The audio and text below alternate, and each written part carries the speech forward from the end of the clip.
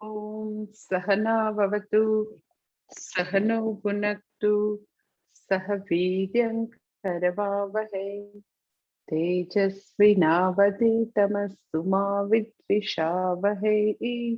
ओम शांति शांति शांतिः। श्रुतिस्मृतिपुराणानाम् आलयं करुणालयं नमामि भगवत्पादं शङ्करं लोकशङ्करम्। शङ्करं शङ्कराचार्यं केशवं बादरायणं सूत्रभाष्यकृतौ वन्दे भगवन्तौ पुनः पुनः। ईश्वरो गुरुरात्मेति मूर्तिभेदविभागिने व्योमवद्व्याप्तदेहाय दक्षिणामूर्तये नमः। ओम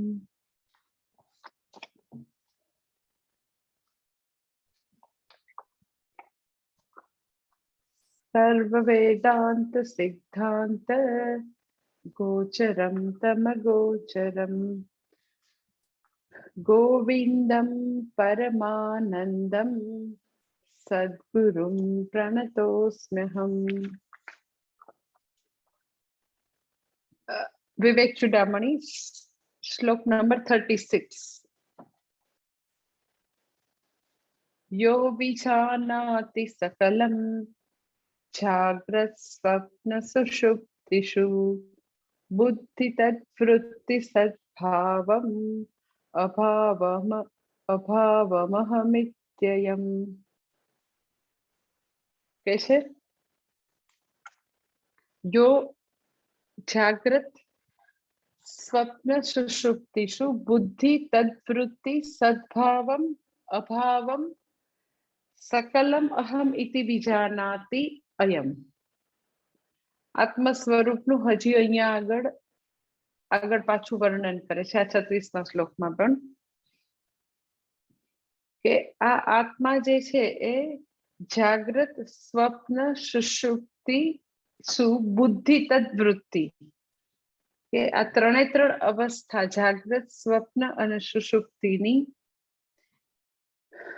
બધી વૃત્તિઓ અને મન ને બુદ્ધિ આદિ એટલે મન બુદ્ધિ અહંકાર એ બધાને એ બધી વૃત્તિઓને અને વૃત્તિના અભાવને પણ જાણે છે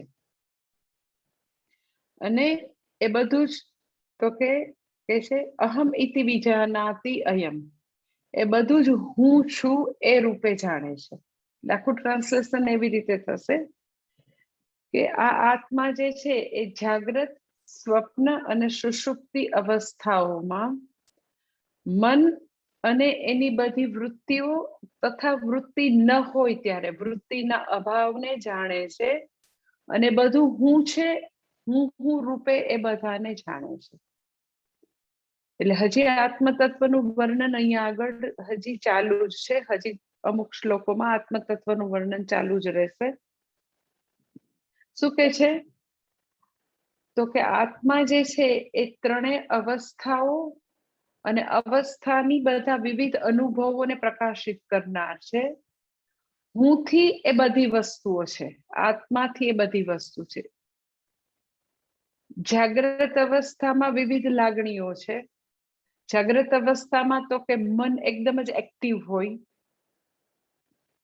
તો એ મનની ખૂબ જ ચંચળતા છે, મન વિક્ષિપ્ત છે, મનની બધી ગતિવિધિ તો કે બધું આત્મા જાણે છે, હું જાણે છે.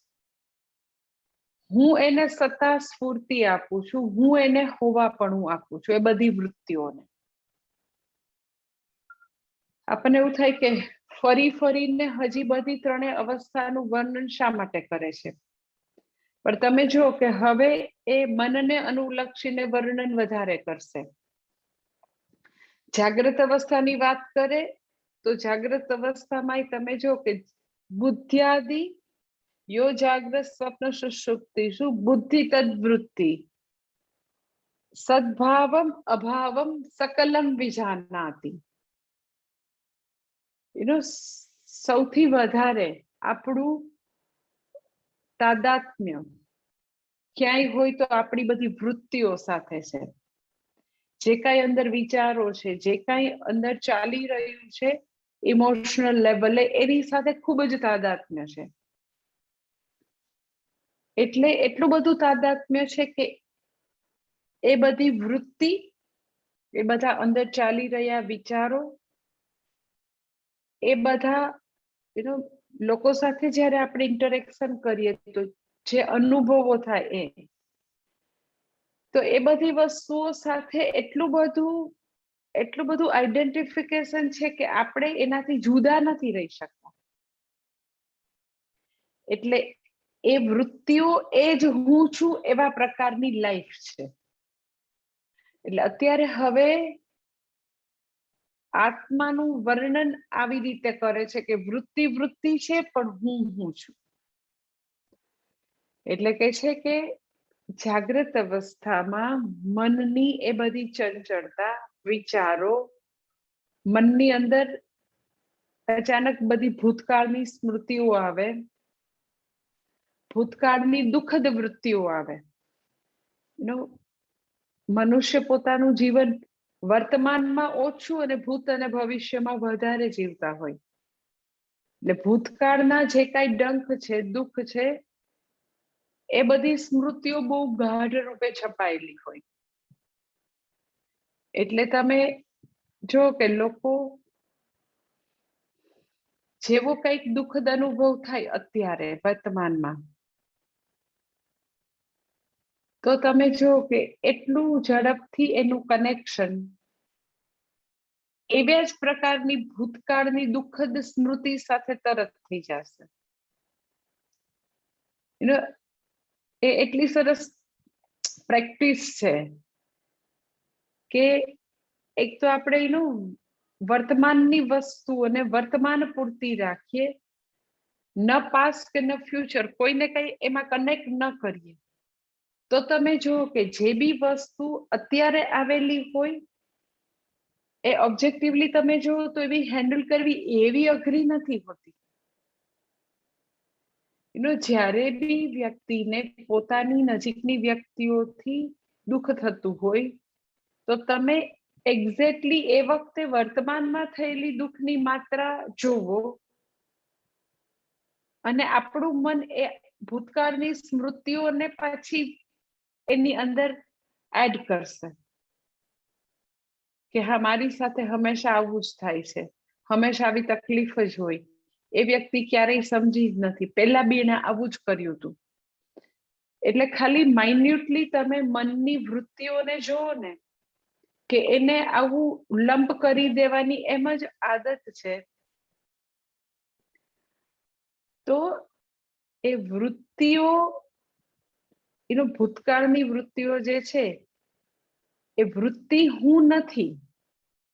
આત્મા જે છે એ ભૂતકાળની વૃત્તિ, ભવિષ્યની વૃત્તિઓ, જે બી આપણને વિચાર આવતો હોય, અત્યારના બધાને પ્રકાશિત કરનાર છે. બધાનું હોવાપણું હુંથી છે. એ બધી જ વૃત્તિ, જાગ્રતની બધી, જે ભૂતકાળની દુઃખદ સ્મૃતિ છે કે અત્યારની કોઈ એવી વસ્તુ છે, તો એ બધી જ વસ્તુઓને તો કે એ પ્રકાશિત કરે છે, એને સત્તા સ્ફૂર્તિ આપે છે. હું એ બધાને હોવાપણું આપું છું. એટલે એ બધી વૃત્તિઓ હુંથી અન્યત છે. જેવું એ બધી વૃત્તિઓ જે કાંઈ છે, દુઃખદ છે, સુખદ છે, જે કાંઈ છે, એનાથી જેવા આપણે અંતર કરી દઈએ, દૂર ઉભા રહીએ, તો વૃત્તિ જેવી વસ્તુઓ રહેશે જ નહીં, તો ક્ષણિક છે અને પાછી તો કે પસાર થઈ જશે.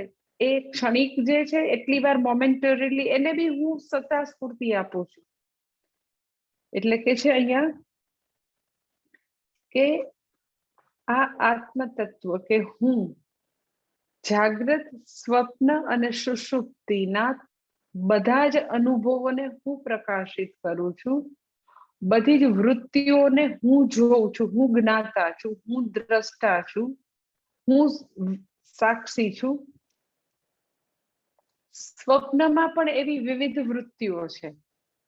સ્વપ્નમાં પણ વ્યક્તિને સુખ અનુભવે, દુઃખ અનુભવે, ભય અનુભવે, એમાં પણ જુદી જુદી ઇમોશન્સ છે. ઓનલી થિંગ ઇઝ કે જાગ્રતની જે વસ્તુઓ છે, જે અનુભવો છે, જે ઘટનાઓ છે, એ સ્થૂળ જગતમાંથી આવી રહ્યું હોય, જ્યારે સ્વપ્નમાં તો કે પ્યોરલી એ બધી વૃત્તિઓ જે છે એ સંસ્કારમાંથી, આપણી બધી સ્મૃતિમાંથી, જાગ્રતના અનુભવો એનું ઉપાદાન કારણ છે. પરંતુ છે ખરી, સ્વપ્નમાં પણ બધી વૃત્તિઓ છે, જાગ્રતમાં પણ બધી વૃત્તિઓ છે. તો શ્લોકમાં આટલું જ કહે છે કે એ બધા અનુભવો, બધી વૃત્તિઓનો પ્રકાશક હું છું. હું છું તે તો વૃત્તિઓ છે. આપણને એ બધા વિચારો, જેને તમે અંતઃકરણ કહો, એક શબ્દમાં કેવું હોય, તો એ અંતઃકરણ હું છું એવી ખૂબ જ મોટી ભ્રાંતિ છે. અંતઃકરણ એટલે ચારે વસ્તુ, કે એ બધી ઇમોશન્સ, એ બધા નિર્ણયો કરવાની વસ્તુ, ચિત્ત એટલે બધી ભૂતકાળની સ્મૃતિની વસ્તુ, ઇવન ચાઇલ્ડહુડની બધી સ્મૃતિની વસ્તુ, આગલા જન્મની પણ સ્મૃતિની વસ્તુ હોય. તો હું આ આત્મા જે છે એ તો કે આ બધી જ જાગ્રત અને સ્વપ્નની બધી જ વસ્તુઓને પ્રકાશિત કરનાર છે. એ તો કે બધી વસ્તુનું હોવાપણું હુંથી છે. આ બધી વૃત્તિઓ જે છે જાગ્રતમાં પણ છે, સ્વપ્નમાં પણ છે. બધા વિચારો, દુઃખદ અને સુખદ વસ્તુ, આપણે જેવી રીતે જે બધી ઘટનાઓને ઇન્ટરપ્રિટ કરીએ એ રીતે બધું થાય. હવે આ બંને અવસ્થાઓમાં વૃત્તિ છે, વિચારો છે. એક ભલે સ્થૂળ જગતથી છે, પ્રત્યક્ષ અને અનુમાન, બધા અનુમાન દ્વારા, પ્રત્યક્ષ અનુભવ દ્વારા, અનુમાન દ્વારા પ્રાપ્ત બધી વસ્તુઓ છે જાગ્રતમાં. સ્વપ્નમાં તો કે એની મેળે મેળે સંસ્કારોમાંથી આવેલી વૃત્તિઓ છે. હવે બંને અવસ્થાઓમાં વૃત્તિઓનું આખું સામ્રાજ્ય છે, એટલે એ બધા વિચારો સાથે એટલું ઐક્ય છે કે વિચારો અને હું બે જુદા નથી. વિચારોનો જેવો પ્રકાર, વિચારો દુઃખદ તો હું દુઃખી. જેમ ફિઝિકલ લેવલે શરીરની જેવી સ્થિતિ એવી મારી સ્થિતિ, એમ વૈચારિક ભૂમિકામાં તો કે વિચારો જેવા એવી હું, એવું મને લાગે. વિચારો બરાબર નથી, ઓકે નથી, તો હું પણ બરાબર નથી. શા માટે વ્યક્તિને પોતાના અંતઃકરણ સાથે આટલું બધું ઐક્ય છે? તો કે એને એવું લાગે છે કે જાગ્રતની અંદર, સ્વપ્નની અંદર બધે વૃત્તિઓ છે, વિચારો છે. તો એને એવું લાગતું હશે, એવી ભ્રાંતિ હશે કે નહીને જે વિચારો છે, વૃત્તિઓ જે છે, એ જ આત્મા છે, એ જ આત્માનું સ્વરૂપ છે. તો આપણને એ સૌથી મોટી પ્રૂફ ત્યાં મળે કે જ્યારે વ્યક્તિ સુષુપ્તિમાં જાય, ઊંઘી જાય, ત્યારે તો કે અહીંયા આગળ કે છે બધી વૃત્તિનો અભાવ છે. એટલે અહીંયા કે છે યો જાગ્રત સ્વપ્ન સુષુપ્તિષુ બુદ્ધિ તદ્વૃત્તિ સદ્ભાવમ અભાવમ સકલમ. બધી બુદ્ધિ વૃત્તિનો ભાવ ક્યારે છે? તો કે જાગ્રત અને સ્વપ્નમાં. વૃત્તિઓ છે, બરાબર છે, પણ સુષુપ્તિમાં શું થાય? તો કે બધી વૃત્તિઓનો અભાવ. એટલે વૃત્તિની આવન જાવન છે, જાગ્રત સ્વપ્નમાં છે, પણ સુષુપ્તિમાં અંતઃકરણનો લય છે. બધી બુદ્ધિ વૃત્તિનો એ એકદમ જ લય છે સુષુપ્તિમાં. ત્યારે જ વ્યક્તિને ઊંઘ આવી શકે. અગર મન સક્રિય છે તો ઊંઘ તો આવે નહીં. તો વૃત્તિ અગર એ બધી વૃત્તિઓ મનમાં ચાલી રહેલી સુખદ દુઃખદ વૃત્તિ, વિક્ષિપ્તતાની વૃત્તિ, ચંચલતાની વૃત્તિ, જે કઈ વૃત્તિઓ છે એ બધી વૃત્તિ જો મારું સ્વરૂપ હોય તો એ હંમેશા મારી સાથે જોડાયેલ હોય, હુંની સાથે. કારણ કે સ્વરૂપની વ્યાખ્યા જ એવી છે જેના વિના એ વસ્તુ સંભવી શકે નહીં, એનું નામ સ્વરૂપ. કે અગ્નિ જે છે એનું સ્વરૂપ ઉષ્ણતા છે, તો ઉષ્ણતા વિનાનો અગ્નિ હોઈ ન શકે. તમે એમ કહો કે અગ્નિ જે છે એમાંથી ઉષ્ણતા બાદ કરી દો તો એ અગ્નિ નથી. એવી રીતે હું ઇક્વલ ટુ અંતઃકરણ હોય સપોઝ, તો મેં તમને કીધું અંતઃકરણ જે છે એ તો કે વિચારોનો પ્રવાહ છે, મન છે બધો વિચારોનો પ્રવાહ છે. તો વિચારો એટલે હું હો, વિચારો ઇક્વલ ટુ હું હોય, એ હુંનું બેઝિક સ્વરૂપ હોય, બેઝિક મારી પ્રોપર્ટી હોય વિચારો. તો વિચારો ત્રણ અવસ્થામાં હોવા જોઈએ, જાગ્રત, સ્વપ્ન, સુષુપ્તિ. તો સુષુપ્તિમાં તો કે બધા વિચારો લીન છે, એનો લય થઈ જાય છે. ઇટ શોઝ કે વિચારો કે વૃત્તિઓ આત્માનું સ્વરૂપ નથી. એને હોવા માટે પોતે પોતાનું અસ્તિત્વ આત્માથી ઉછીનું લીધેલું છે, હુંથી ઉછીનું લીધેલું છે. એટલે વિચારો જે છે એના તો કે હું એને જ્ઞાતા છું, દ્રષ્ટા છું, સાક્ષી છું. એટલે અહીંયા આગળ કહે છે કે જાગ્રત, સ્વપ્ન, સુષુપ્તિ એ ત્રણેય અવસ્થામાં તો કે વિચારોની આવન જાવન છે. વિચારો જાગ્રત અને સ્વપ્નમાં એક સમાન નથી, એક ક્ષણિક રીતે એ ચાલ્યા કરે છે. સુષુપ્તિમાં એનો લય છે. સ્થાયી કોઈ વસ્તુ હોય તો એ મન છે, એ હું છું. મન સ્થાયી નથી, મનનો તો કે લય છે, અંતઃકરણનો તો કે લય છે. એટલે કે છે અહીંયા આગળ કે એ આત્મ તત્વ, એ હું, એ ભાવને અને અભાવને બંનેને જાણે છે. વૃત્તિનો હોવાપણાને પણ હું જાણું છું, વૃત્તિના અભાવને પણ જાણું છું.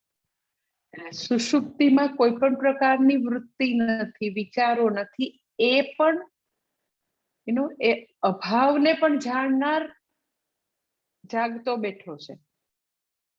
એટલે કોઈ વ્યક્તિ એમ કહે ને કે પણ બાજુના બંગલામાં આટલો બધી ચોરી થઈ, અવાજ આવ્યો, અમે તો બધાને અમે જાગી ગયા, તમને ખ્યાલ ન આવ્યો? તો એ વ્યક્તિ એમ કે હા, મને કશાનું જ્ઞાન નથી એવું ઈ કહેશે કે ના, મને કઈ ખબર નથી. તો બધા જ પ્રકારની વૃત્તિનો અભાવ, મને કોઈ પણ પ્રકારનું જ્ઞાન ન થયું એનું જ્ઞાન મને છે. એટલે અભાવને પણ જાણનાર હું છું, ભાવને પણ જાણનાર હું છું, વૃત્તિઓને પણ જાણનાર હું છું. એ વખતે વૃત્તિનો અભાવ છે, એ અભાવને પણ હું જાણું છું.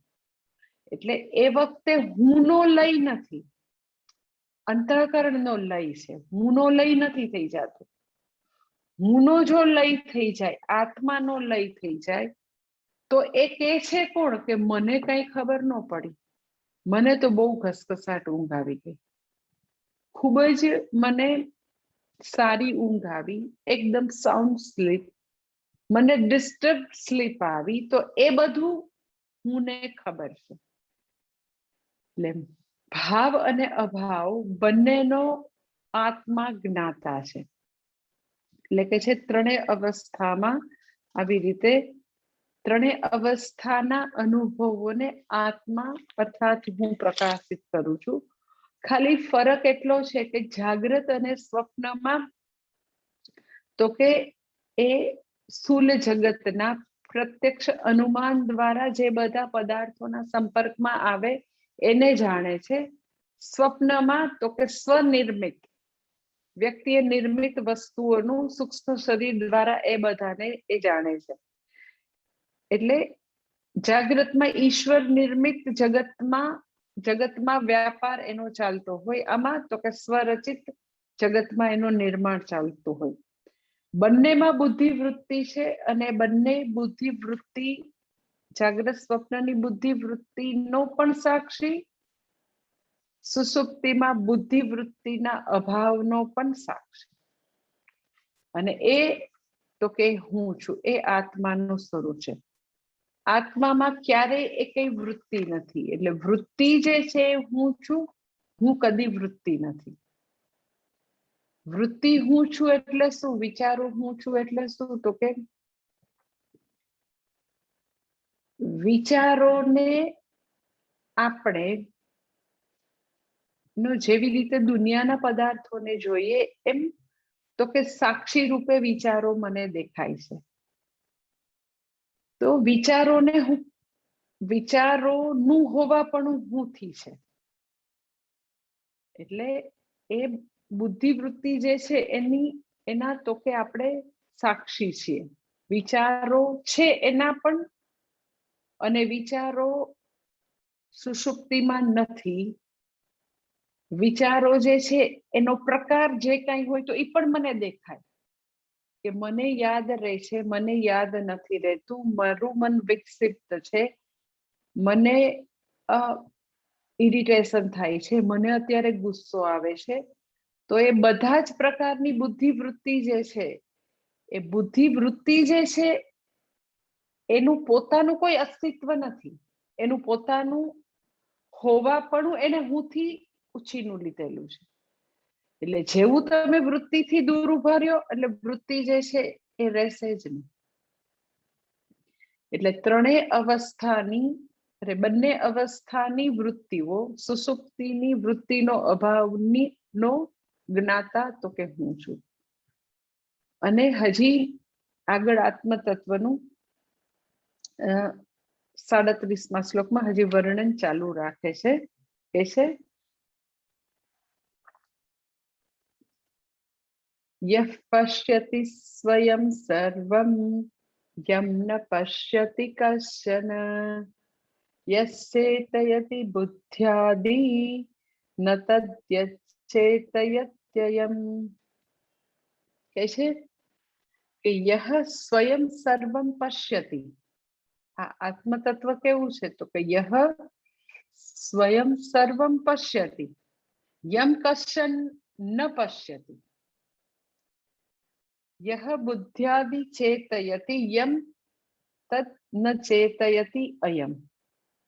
હજી પાછું આત્મતત્વનું વર્ણન, પાછું આત્માનું વર્ણન જુદા જુદા સ્ટેન્ડ પોઈન્ટથી, જુદી જ્યાં આપણને કન્ફ્યુઝન હોય જે એરિયામાં, એ રીતે આત્મતત્વનું વર્ણન કરશે. અહીંયા આગળ બી બહુ જ એક મહત્વની વસ્તુ અહીંયા રિવીલ કરે છે. ખૂબ જ સરસ કે છે યહ સ્વયં સર્વમ પશ્યતિ. આ આત્મા કેવો છે? તો કે સ્વયં બધાને જોવે. યમ કશ્ચન ન પશ્યતિ, પણ એને કોઈ જોતું નથી, એ બધાને જુએ છે. યમ કશ્ચન ન પશ્યતિ, એ પાછું એને કોઈ જોતું નથી. પછી આગળ કે છે યહ બુદ્ધ્યાદિ ચેતયતિ, એ બુદ્ધિ વગેરે એને પ્રકાશિત કરે છે. યમ તદ ન ચેતયતિ અયમ, પરંતુ મન વગેરે આ બધા જે છે બુદ્ધિ મન વગેરે એને કોઈ પણ રીતે પ્રકાશિત કરી શકતા નથી. એ આ આત્મા છે કે એ સ્વયં બધાને જુએ છે, એને કોઈ જોઈ શકતું નથી. એ બુદ્ધિ વગેરેને પ્રકાશિત કરે છે, મનને પ્રકાશિત કરે છે, પણ એ બધા મન અને બુદ્ધિ વગેરે એને પ્રકાશિત કરી શકવા માટે સમર્થ નથી. સૌથી પહેલું કે છે યહ પશ્યતિ સ્વયં સર્વમ. એ તો કે બધાને, આત્મા જે છે એ બધાને જુએ છે. યહ સ્વયં સર્વમ પશ્યતિ, સ્વયં પોતે બધાને જુએ છે. જુએ છે અર્થાત બધાને પ્રકાશિત કરે છે, બધાને તો કે સત્તા સ્ફૂર્તિ પ્રદાતા, હોવાપણું પ્રદાતા કરે છે. એના હોવાથી બધું જ ચેતન બનતું બને છે. એ જ્યારે બધાને હોવાપણું પ્રદાન કરે છે તો એ જે છે એ સ્વયં સર્વમ. સ્વયં એટલે પોતે સ્વતઃ સિદ્ધ છે. સ્વયં એટલે એને કોઈની સહાયતાની જરૂર નથી. આપણે એમ કહીએ કે એમણે કામ કર્યું પણ સ્વયં પોતે બધું કર્યું, આત્મનિર્ભર.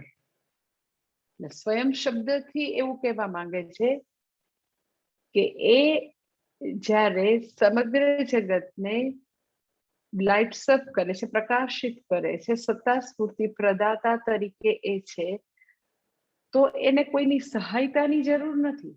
ક્યાંયથી બહારથી એને મદદની કોઈ પણ પ્રકારની મદદ એને જોઈતી જ નથી, એને જરૂરત જ નથી. જ્યારે ઇન્દ્રિયોથી આપણે ઇન્દ્રિયનો વિષયોમાં વ્યાપાર કરીએ, ઇન્દ્રિયો દ્વારા જગતના પદાર્થોનું જ્ઞાન પ્રાપ્ત કરવાનો પ્રયત્ન કરીએ તો આપણે બહુ બધા ટેકા જોઈએ. ધારો કે મારે આંખ ખોલીને જોવું હોય કે આ જે છે એ શું છે, આ પેઇઝમાર્ક જે છે આ પેઇઝમાર્ક છે. પછી એમ કે અહીંયા તો કે પૂજ્ય સ્વામીજીનું પિક્ચર છે, તો મારે આ શું છે એ જોવું હોય તો મારે મારી આંખનો વ્યાપાર થાય. આંખથી હું આ પદાર્થને જોઉં તો મને સૌથી પહેલા તો આંખ જોઈએ આ શું છે જોવા માટે. એટલે તમે જો કે કોઈ પણ ઇન્દ્રિયના વ્યાપાર માટે કેટલી સહાયતા જોઈએ, તો કે પહેલા તો આંખ જોઈએ, આંખ બરાબર જોતી હોય એ જોઈએ. પછી તો કે આવી રીતે હું મારી આંખ અહીંયા હોય પણ મારું મન ક્યાંક ચિત્ત બીજે ક્યાંક હોય તો નજર સામે પિક્ચર હોય તો બી આપણે નોટિસ ન કરીએ. એટલે આંખ તો જોઈએ, આંખની પાછળ મન પણ જોઈએ. પછી તો કે આંખ પણ છે, મન પણ છે, પણ અહીંયા અંધારું છે, તો કે બાહ્ય પ્રકાશ પણ જોઈએ. એટલે તમે જો એક સીધી સાદી એક ઇન્દ્રિય જે છે એનો વ્યાપાર કરીને નાનકડું એવું જ્ઞાન પ્રાપ્ત કરવું છે કે આ પદાર્થ શું છે, રૂપનું જ્ઞાન પ્રાપ્ત કરવું છે, તો મને ઇન્દ્રિય જોઈએ, મન જોઈએ, બાહ્ય પ્રકાશ જોઈએ. તો હવે જ્યારે આત્મતત્વ જે છે એ સ્વયં સર્વમ પશ્યતિ, એ બધાને જુએ છે, એ બધાને ચેતન બનતું કરે છે, તો એને કઈ આવા બધા સહારાની જરૂર છે? તો કે ના. સ્વયં પશ્યતિ, એને કોઈ પણ પ્રકારના આવા કોઈ ઇન્દ્રિયના કે મનના કે બાહ્ય પ્રકાશની જરૂર નથી. શા માટે? તો કે પોતે સ્વયં પ્રકાશ સ્વરૂપ છે, પોતે જ્યોતિ સ્વરૂપ છે. એને કોઈ બહારની જ્યોતિની જરૂર નથી, એને કોઈ સહાયતાની જરૂર નથી. એને તો કે એનું સ્વરૂપ જ સ્વયં પ્રકાશ છે. ઇટ ઇઝ લાઈક ખૂબ જ નજીકનો એક્ઝામ્પલ દેવું હોય તો આપણે એવું દઈ શકીએ કે સૂર્ય ભગવાન જે છે એ બધાને જગતને પ્રકાશિત કરે, અને એના પ્રકાશથી બીજું પ્રકાશિત થતું હોય. ધારો કે આપણે સોલાર લાઇટનો ઉપયોગ કરતા હોય તો એ લાઇટને સૂર્યના પ્રકાશની જરૂર પડે, એની અંદર બધું સ્ટોર થઈને ગીઝરને જરૂર પડે, પાણીને જરૂર પડે. એટલે સૂર્ય જે છે એને કશાની જરૂર પડે? તો કે ના, એ પોતે સ્વયં પ્રકાશ છે. એ પોતે તો કે શક્તિનો એવો મહાન સોર્સ છે. એને હવે ક્યાંયથી સોર્સ લાવવાની જરૂર નથી, એ સ્વયં પ્રકાશ છે. પાછું એને બધાને બધાને ચલાવવા માટે, એવી રીતે પાવર જનરેટ કરવા માટે, પાણી ગરમ કરવા માટે, જે કંઈ કરવાનું હોય, તો સૂર્યના પક્ષે કોઈ આયાસની જરૂર હોય, કોઈ પ્રયત્ન કરવો પડે? કારણ કે જુદા જુદા ઇન્સ્ટ્રુમેન્ટના કાર્યો જુદા જુદા છે. કોઈ જગ્યાએ તો કે પાણી ખૂબ જ ગરમ થાય એ કામ કરવાનું છે, કોઈ જગ્યાએ તો કે ઇલેક્ટ્રિસિટી જનરેટ કરવાની છે, કોઈ જગ્યાએ તો કે રસોઈ બનાવવાની. તો વિવિધ કાર્યોમાં સૂર્યને જુદા જુદા ઘણા બધા વિવિધ કામો કરવા પડે તો કે એને કઈ ના કરવું પડે, પરંતુ એની સન્નિધિ માત્રથી આ બધું ચેતન બનતું થાય. એના હોવાપણા માત્રથી તો કે આ જગત પ્રકાશિત થાય. એમ આત્મતત્વ જે છે એ પણ તો કે એને કોઈ સહારાની જરૂર નથી. એ એવી રીતે બિના આયાસ, કોઈ પ્રયત્ન વિના બધા સમગ્ર જગતને સત્તા સ્ફૂર્તિ પ્રદાતા છે. પછી આગળ કે છે કે યમ કશ્ચન ન પશ્યતિ, કે એને એ બધાને જુએ છે પણ એને કોઈ જોતું નથી. યહ પશ્યતિ સ્વયં સર્વ યમ ન પશ્યતિ કશ્ચન, એ બધાને જુએ છે પણ એને કોઈ જોતું નથી, જોઈ શકતું નથી. તો આપણને એમ થાય આ તો બુરખાવાળી મુસ્લિમ સ્ત્રીની વાત કરતા હોય એવું લાગે છે. એનો બુરખો પહેરે ને પેલી મુસ્લિમ સ્ત્રીઓ તો તમે જોયું હશે કે આપણને એવું થાય કે મને ઘણી વાર અચરજ થાય કે કેવી રીતે આમ બધું બજારમાં નીકળે તો એને કેવી રીતે બધું દેખાતું હશે ને કેવી રીતે પોતાનો વ્યવહાર કરતી હશે, બધું જ ઢંકાયેલું હોય પણ આંખ પાસે એવી નેટ જેવું એને રાખ્યું હોય, જાળી જેવું. એટલે આમ આખું પોતાનું સમગ્ર પોતાનું શરીર ઢંકાયેલું હોય, ખાલી આ જેટલો ભાગ એને ત્યાં નાનકડી વિન્ડો જેવું રાખેલું હોય, નેટ જેવું, કે ત્યાંથી એ બધાને જોઈ શકે. પણ એ બધાને જોવે છે એ બી આપણને એટલું ખ્યાલ ન આવે, ધારીને જોવું તો ખબર પડે. જનરલી એને કોઈ ધારીને જોવાય ન જાય, આ બધાને જોવે છે એટલે એને કોઈ એઝ સચ જોઈ ન શકે. પણ એ તો કે એ આવડી વિન્ડો માંથી તો કે આખી દુનિયાને જોઈ લે, આટલી નાનકડી હોય તો બધું તો દેખાય જ. તો આપણને એવું થાય આત્મા જે છે મુસ્લિમ સ્ત્રી જેવો છે, ના ના એવું નથી. બહુ જ અહીંયા ઇમ્પોર્ટન્ટ પોઈન્ટ એને કહેવો છે અહીંયા આગળ આદિશંકરને, કે આત્મા બધાને જુએ છે પરંતુ આત્માને કોઈ જોતું નથી. તો તમને એવું થાય કે એવું કેવી રીતે વળી હોય? તો રીઝન ઇઝ કે સમગ્ર બ્રહ્માંડમાં, આખી સૃષ્ટિમાં બધે જ દ્રષ્ટા કે જોનાર સિયર જે છે એ એક જ છે, એક જ. બીજો કોઈ દ્રષ્ટા કે સિયર જોનારો છે જ નહીં, એબ્સોલ્યુટલી નથી. તો તમને એવું થાય કે એટલે તમે બોલો છો ને, તમે જો છો ને અમને, અમે તમને જોઈએ છે ને. એટલે અહીંયા આગળ એ ખૂબ ઇમ્પોર્ટન્ટ વસ્તુ અહીંયા આગળ છે કે જ્યારે તમે એમ કહો કે ના પણ અમે તો તમને જોઈએ છીએ, અમને દેખાવ છો તમે, અને હું તો આત્મા છું જ, તો આત્મા એ બીજા આત્માને જોયો, જો મને દેખાય છે. અને તમે એમ કહો કે બીજો દ્રષ્ટા છે જ નહીં, સિયર છે જ નહીં, તો પછી અગર હું એક જ દ્રષ્ટા છું તો તમે અચેતન કે જડ, તમે દ્રષ્ટા નથી તો તમે દ્રશ્ય થયા. તો દ્રશ્ય જે છે યત્યત દ્રશ્યમ તત ન અહમ તત જડમ, તો તમે અચેતન થયા, જડ થયા, એવું થોડું હોય. એટલે હવે સમજવાની વાત એ છે કે હું જ્યારે એવું પોઈન્ટ આઉટ કરું કે તમે, તો તમે હવે જોજો કે મારી આંગળી છે એ ક્યાં જાય છે. હું સપોઝ એમ કહું કે તમે છે ને હમણાં કેમ આટલું ક્રશ ડાયટિંગ કરો છો, કેટલું વજન ઉતરી ગયું, આવું કરવાનું મન ઘડત, આવું શા માટે કરો છો, માંદા પડશે. તો મારી આંગળી જે છે એ, તો તો કે અન્નમય કોષ સુધી આવી, ફિઝિકલ બોડી સુધી આવી. જ્યારે હું કહું કે તમે એવું ફ્રેશ ડાયટિંગ આવું પોતાની રીતે સમજ્યા વિના ન કરાય, માંદા પડશો. પછી હું હજી આગળ કહું કે તમે પણ અત્યારે જમ્યું નથી લાગતું, બહુ તમે લાગો છો ભૂખ્યા છો, તો હું શું પોઈન્ટ આઉટ કરું છું તો કે પ્રાણમય કોષ. પછી હું એમ કહું કે તમે તો શું હમણાં બહુ ચિંતામાં છો, શેની ચિંતા છે? કોરોના તો જતું રહ્યું, હવે શાંતિ રાખો ને.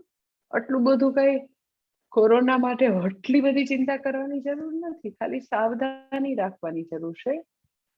સાવધાની અને ચિંતામાં બહુ ફરક છે, તો આટલી બધી ચિંતા કરવાની જરૂર નથી. તો હું મનોમય કોષની વાત કરું છું.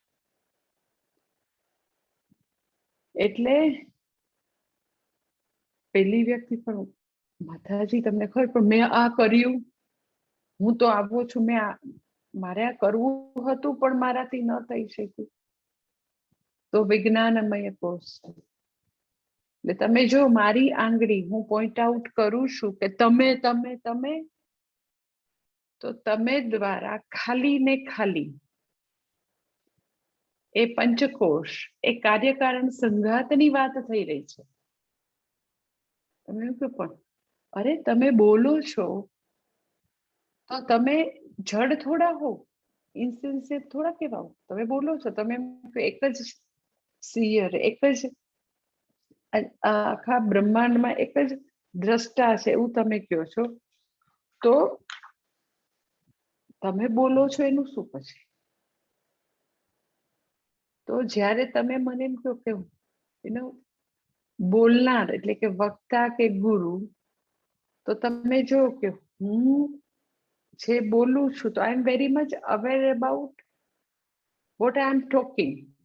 મને મારા બોલવાપણા માટે હું સભાન છું, શું બોલું છું, શું બોલવાનું છું.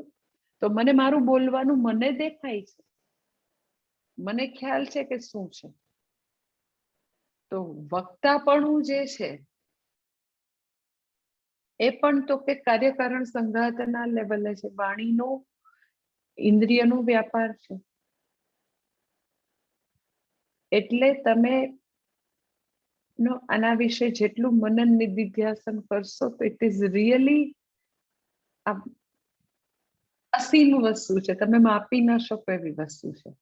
કે જેટલો તમે વિચાર કરશો કે એક જ સિયર, એક જ દ્રષ્ટા છે, સમગ્ર બ્રહ્માંડમાં એક જ જોનાર છે. જ્યારે તમે એમ કહો એક જ છે દ્રષ્ટા, એનો અર્થ શું થયો? તો કે એનો બીજો છે જ નહીં, બીજો જોનારો છે જ નહીં. અને જ્યારે આપણે હું બીજી વ્યક્તિને જોઉં છું, તો એ આત્માને નથી જોતા. એ શેને જોઈએ છે તો કે માત્ર ને માત્ર કાર્યકારણ સંઘાતના કોઈ બી લેવલને જોવો છો, ક્યાંય બી, અને એની સાથે રિલેટ કરીએ છીએ. તમે જેવું કહો કે હું દ્રષ્ટા છું ને મેં બીજાને જોયો, એ બી દ્રષ્ટા છે એવું સપોઝ તમે કહો, તો બે ચૈતન્ય ની તમે વાત કરો છો, બે ચૈતન્ય. તો બે ચૈતન્ય તમે જેવું કહો, એટલે એનું જેવું એમ કહું કે મેં ચૈતન્ય જોયો, ચૈતન્ય આત્મા, એટલે હું એને વિષયીકૃત કરું છું, ઓબ્જેક્ટિફાઈ કરું છું. હું એને ઓબ્જેક્ટિફાઈ કરું છું, વિષયીકૃત કરું છું, તો જેને તમે વિષયીકૃત કરો તો એ જડ થઈ જાય. જેવું તમે એમ કે હું જોઉં છું, તો જેને તમે જોવો, જે મારા માટે દ્રશ્ય બને, તો દ્રશ્ય જે છે એ હુંથી અન્યત થઈ ગયું, તો એ જડ થઈ ગયું. તો એ કેવી રીતે ચૈતન્ય હોય? એટલે ચૈતન્ય જે છે, આત્મ તત્વ, પરમાત્મ તત્વ, કદી મારી નજરની સામે મને કોઈ પણ ઇન્દ્રિય વ્યાપાર દ્વારા એ દેખાઈ ન શકે. સમજાય છે કે દેખનારને પોતાનું સ્વરૂપ જે છે એ સામે કેવી રીતે આવે? એનો આત્મતત્વ જે છે એને હું એવું કહું કે એ સર્વવ્યાપી છે. એ સમગ્ર બ્રહ્માંડના કણકણમાં એ પરમ તત્વ વ્યાપ્ત છે. તો એ મારી સામે કેવી રીતે આવે?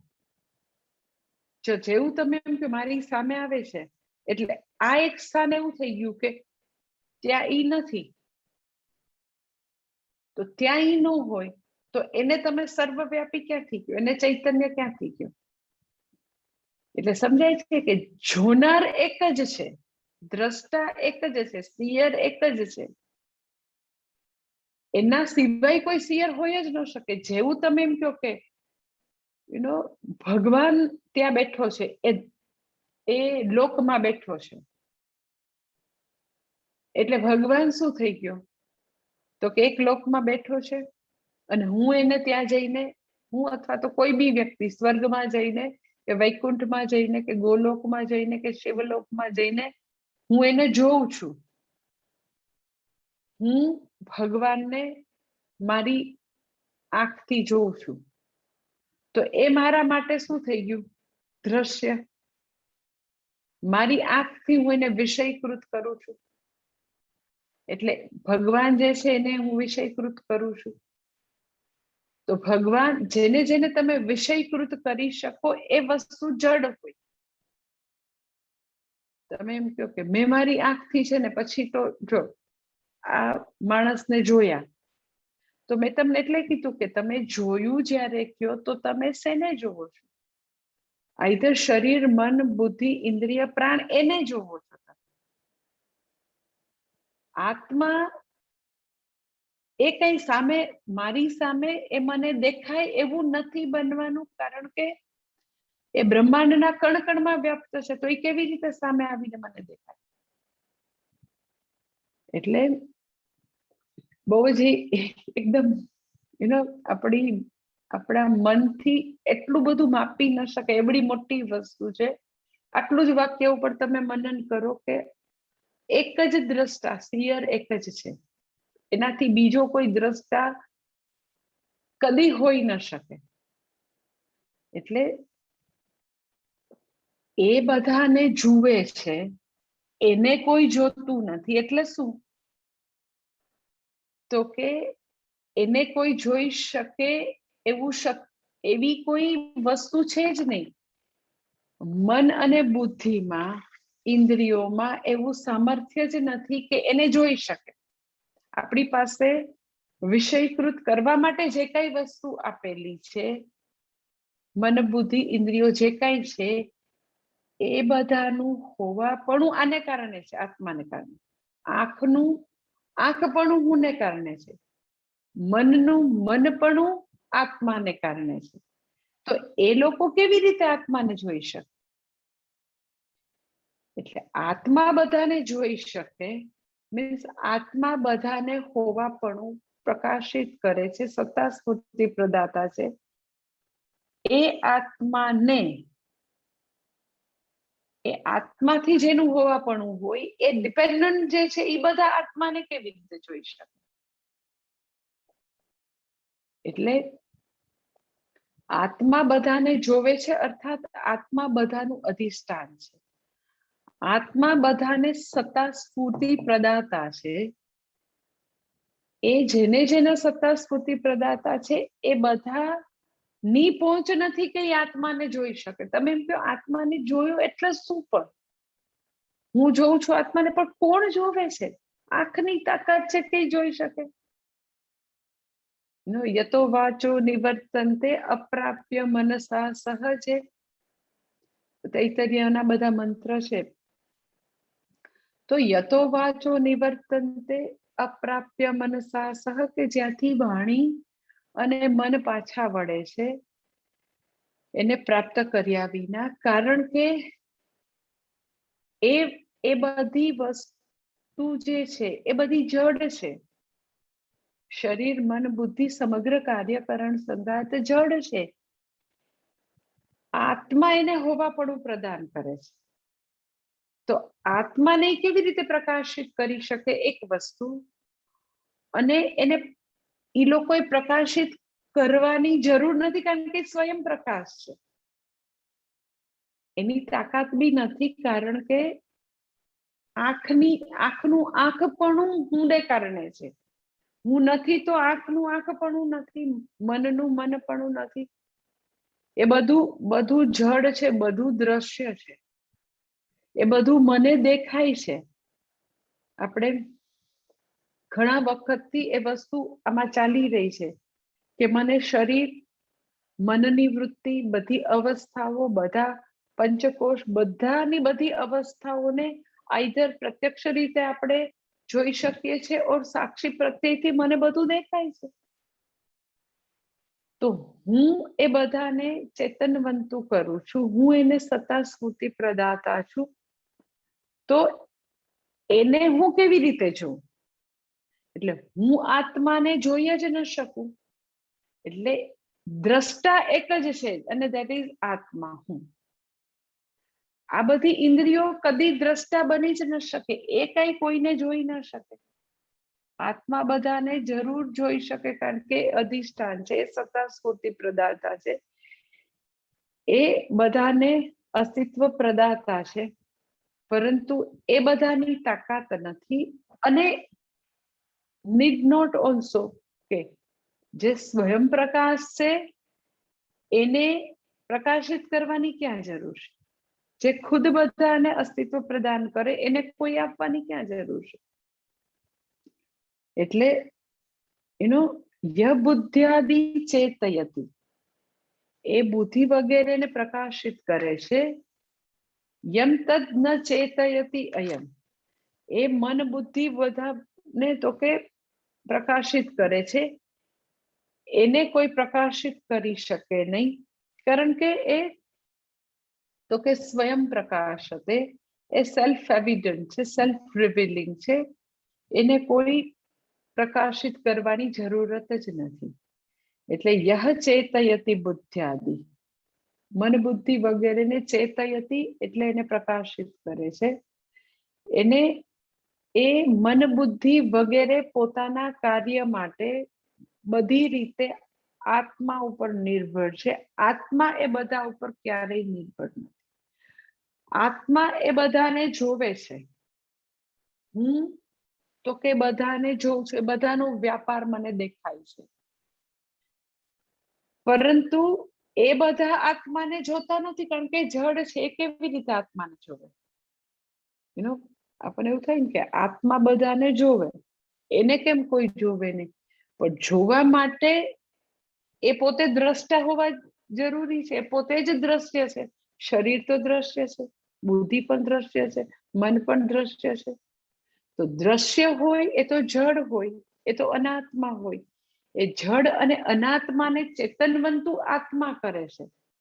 તો એ આત્માને જોઈ ન શકે. એટલે એક જ દ્રષ્ટા છે. એ કેવી રીતે? તો તમને અહીંયા ખબર પડે કે જ્યારે હું બીજી વ્યક્તિને જોઉં છું, એને હું રિલેટ કરું છું, તો એને રિલેટ તમે ખાલી ને ખાલી કાર્યકારણ સંઘાતના સ્તરે જ રિલેટ કરી શકો. આત્માના સ્તરે કોઈ રિલેટ ક્યારેય કરી જ ન શકે, કારણ કે આત્મ તત્વ તો એક રસ છે. સમગ્ર બ્રહ્માંડમાં એક જ તત્વ છે. એમાં કોઈ પણ પ્રકારના ખંડ નથી કે આમ આત્મા નંબર 1 ને આત્મા નંબર 2. એટલે એના માટેનો શબ્દ છે એક રસ છે, અખંડ છે, કોઈ ખંડ નથી. એટલે એના માટે કોઈ સાવ નજીકનું એક્ઝામ્પલ આપવું હોય તો એ જ આપી શકાય કે જેવી રીતે સ્પેસની અંદર કોઈ પણ પ્રકારના ખંડ સંભવી ન શકે. તમે આકાશમાં એમ કહો કે આ આકાશ, આ બીજું આકાશ, આ ત્રીજું આકાશ, એવું કહી ન શકો. એક જ એક રસ સમગ્ર બ્રહ્માંડમાં એક જ અવકાશ વિલસી રહ્યું છે, એક જ છે. એવી રીતે એક જ ચૈતન્ય છે, એક જ દ્રષ્ટા છે. એટલે જ્યારે પણ આપણે બીજી વ્યક્તિને જોઈએ છે તો બીજો આત્મા નથી, બીજું તો કે શરીર છે, કાર્યકારણ સંઘાત છે. અને આપણે એક કાર્યકારણ સંઘાત બીજા કાર્યકારણ સંઘાતના સ્તરે રિલેટ કર્યા કરે છે. આત્મા બીજા આત્માને જોઈ શકે એવું શક્ય જ નથી. કે જોવાની ક્રિયા જેના કારણે થાય છે, સાંભળવાની ક્રિયા જેને કારણે થાય, વિચારવાની ક્રિયા જેને કારણે થાય, એ હું છું. એટલે એ બધાને હું ચેતનવંતુ બનાવું છું. એ બધા કાર્યકરણ સંઘાતને યહ ચેતયતિ બુદ્ધ્યાદિ, એ બુદ્ધિ વગેરેને ચેતનવંતુ કરે. તો બુદ્ધિ વગેરે કાર્યકરણ સંઘાત આત્માને કેવી રીતે જોવે? એટલા માટે દ્રષ્ટા કે સિયર એક જ, બીજો દ્રષ્ટા હોય જ ન શકે. એક જ દ્રષ્ટા, એક જ ચૈતન્ય, એકમ અદ્વિતીયમ અદ્વયમ, એક જ. અને એ કે છે, અહીંયા આગળ કહે છે, ય બુદ્ધ્યાદિ ચેતયતિ યમ તદ ન ચેતયતિ અયમ આત્મા. એ આત્મા છે કે જે સ્વયં બધાને અનાયાસે, કોઈ પણ પ્રકારના આયાસ વિના બધાને જોવે છે. એને કોઈ જોતું નથી. જે બુદ્ધિ વગેરેને પ્રકાશિત કરે છે અને જેને કોઈ પ્રકાશિત કરી શકે નહીં, કારણ કે પોતે સ્વયં પ્રકાશ છે. એ આત્મતત્વ છે. અને હજી આત્મતત્વનું વર્ણન તો કે શ્લોક નંબર 38 માં ચાલુ છે. આપણે ખાલી શ્લોકનું પારાયણ કરી લઈએ.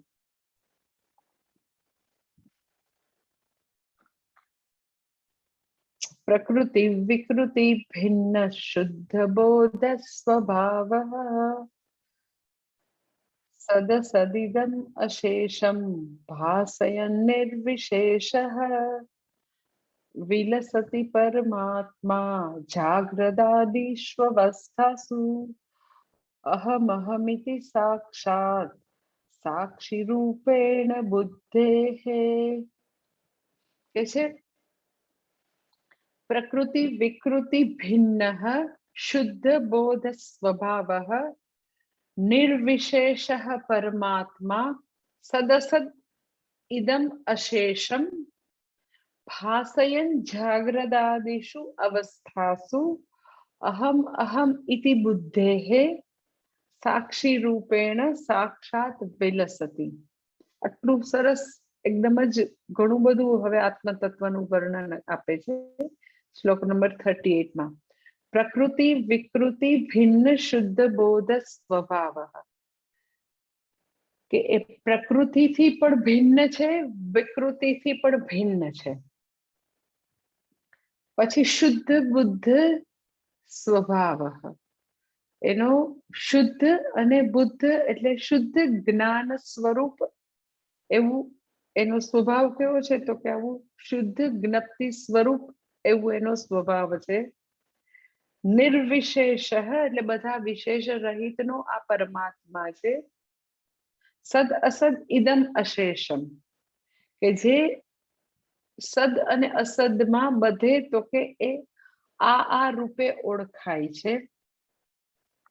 અને સાથે સાથે તો કે ભાસ જાગ્રદાદિષુ અવસ્થાસુ અહમ અહમ ઇતિ બુદ્ધેઃ.